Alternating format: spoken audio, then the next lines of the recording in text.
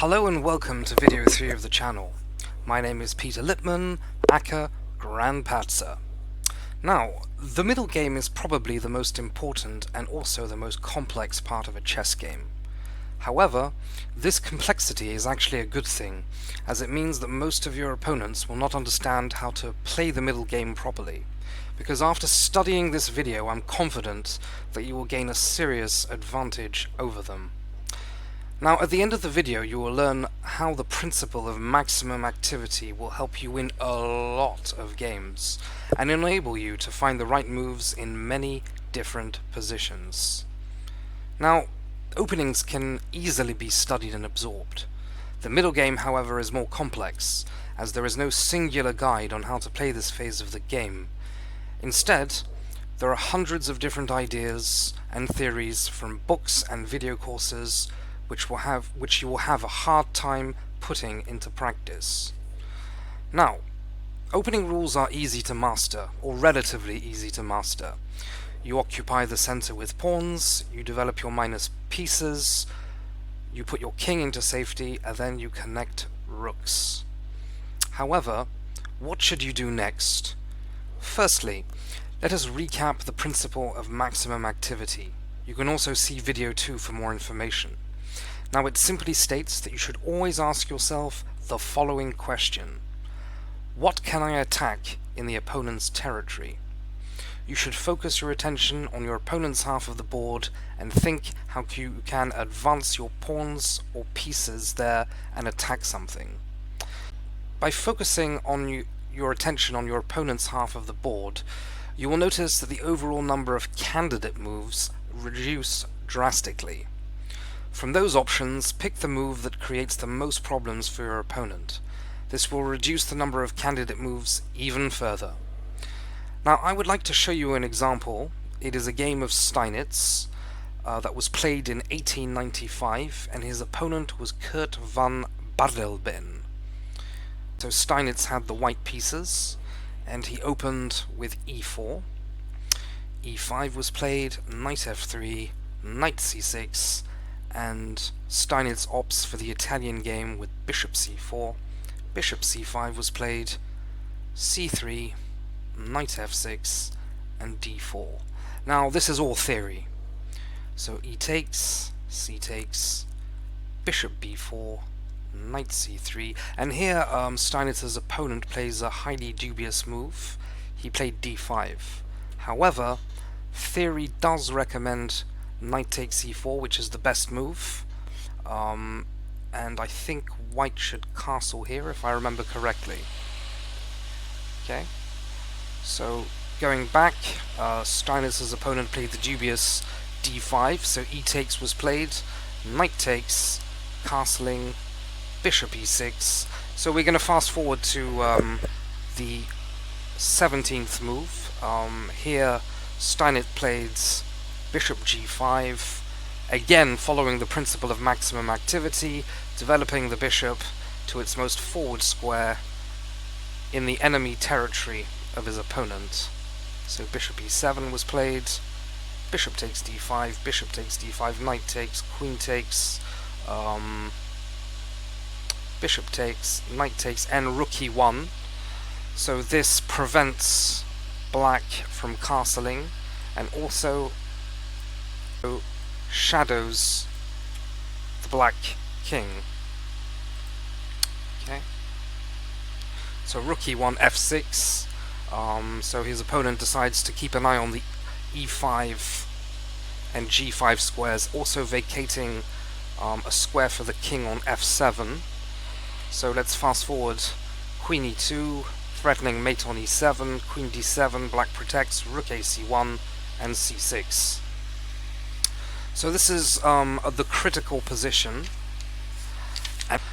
Now, the point I'm trying to make here is that if you look for moves in your opponent's half of the board, the number of candidate moves that you can play reduces drastically.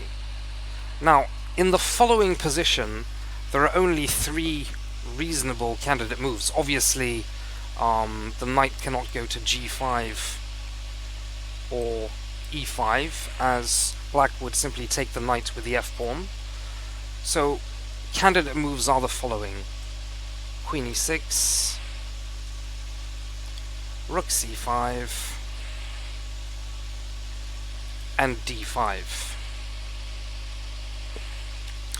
Okay, let's go through the candidate moves one by one. Now, obviously, we can rule out Queen e6 because that would allow black to exchange queens with an equal position. Obviously, it is white who is attacking, and exchanging queens would extinguish his attack.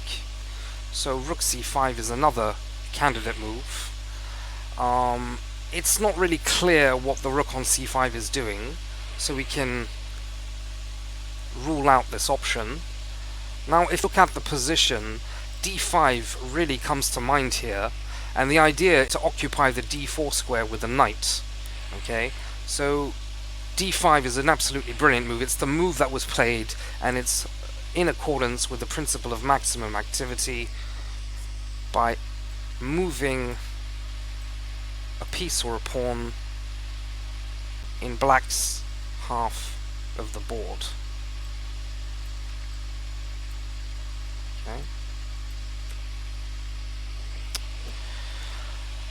Okay, so d5 was played, and let's quickly go over the game. So d5, c takes. Obviously the idea of d5 was to vacate this d4 square for the knight, whereby it will penetrate onto the e6 square. So king f7, knight e6 was played, rook hc8, queen g4. With queen g4, white threatens mate on, well, he threatens mate in 2 by capturing the pawn on g7, followed by queen f8 checkmate.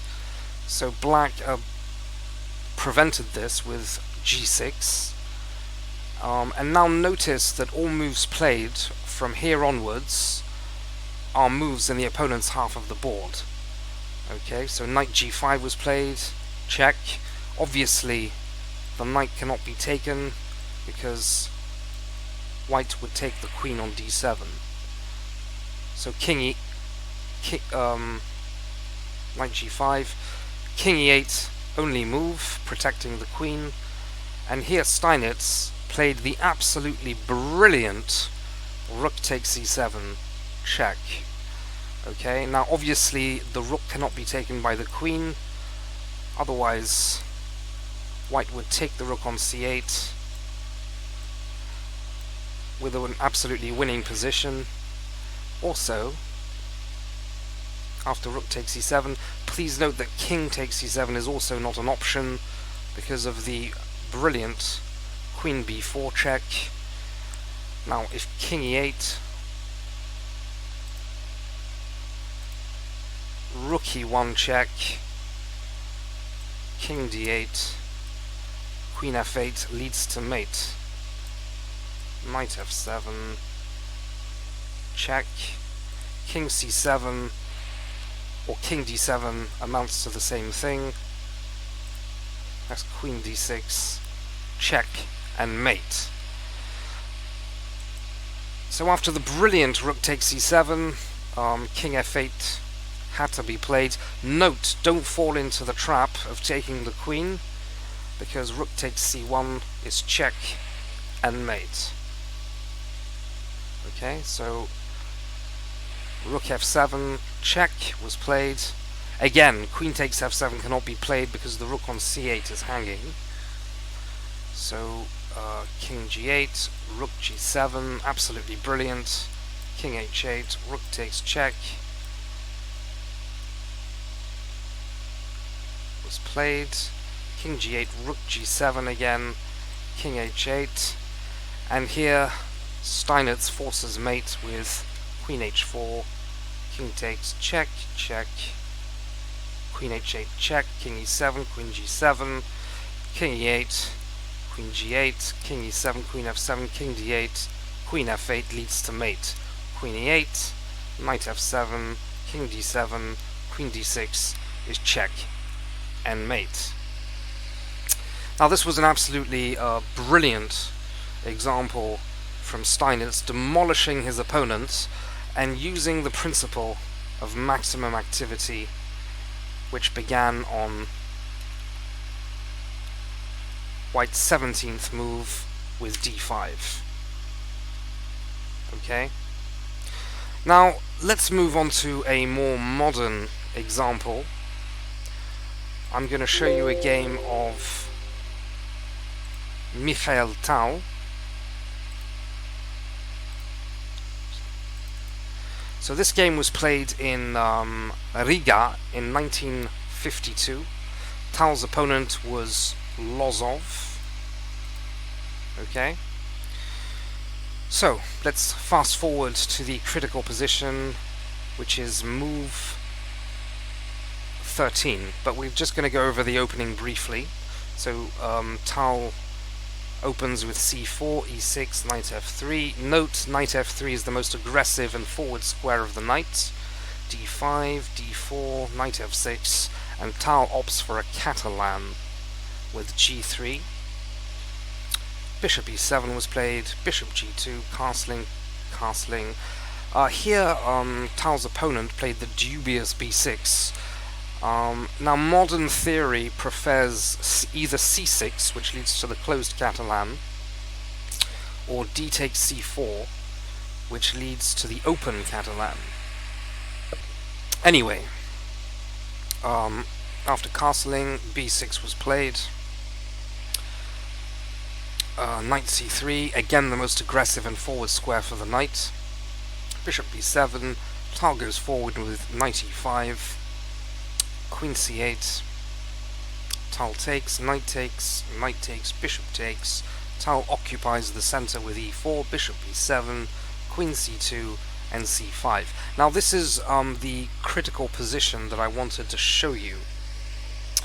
Now again, if you start thinking in a standard way, then you will have a hard time finding the right move. Here, perhaps white can develop with bishop e3, protecting the pawn on d4, or maybe he can play rook ft1, again protecting the pawn on d4 and developing a piece, or perhaps he can retreat the knight from e5 to f3, again protecting the d4 pawn. However, if you think about this position in terms of the principle of maximum activity, if you think about what can I play, what moves can I play in the opponent's half of the board, then finding the right move becomes a lot easier.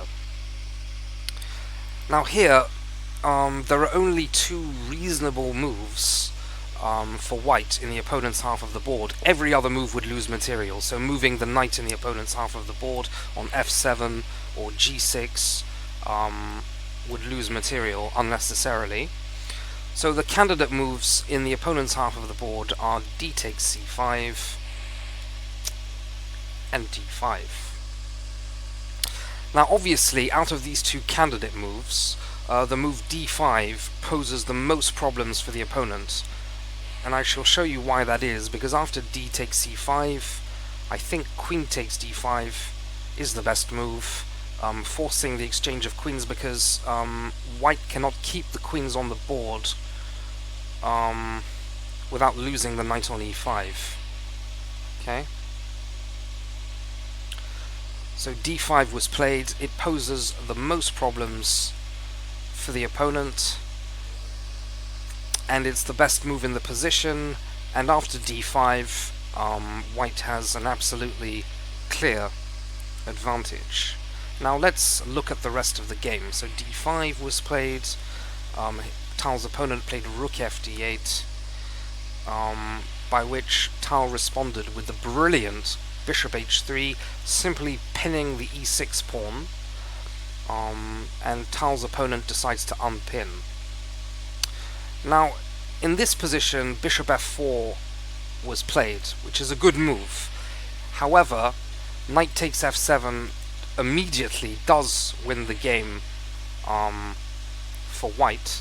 So after king takes, bishop takes, king f8, and after bishop f4 and bishop d6, we actually transpose into the game. Okay? So let's go back. Queen d7, bishop f4 was played. A good move. So bishop d6 was played, and Tal played the absolutely brilliant shocker, knight takes f7, again a move in the opponent's half of the board.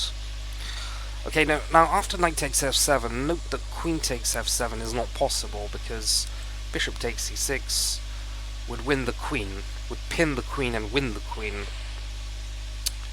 So after knight takes f7, king takes is the only move, by which bishop takes e6 was played, and after king e8, another move in the opponent's half of the board, e5. So bishop f8 was played.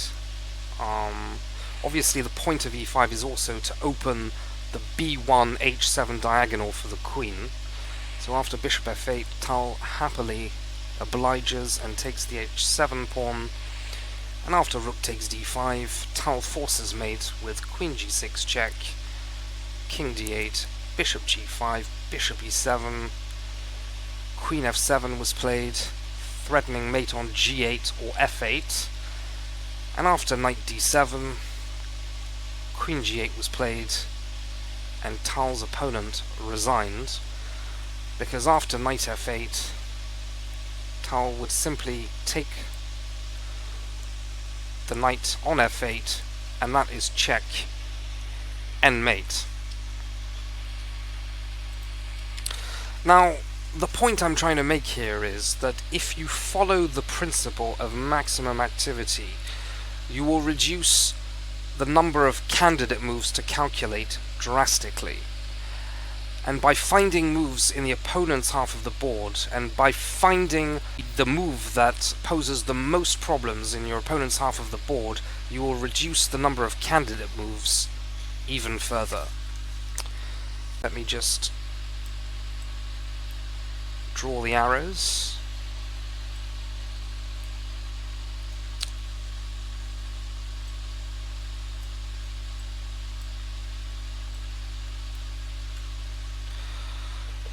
Okay, so I hope you very much enjoyed this video, and strongly believe that by following the principle of maximum activity, your results will improve absolutely drastically, and you will have a major advantage over your opponents.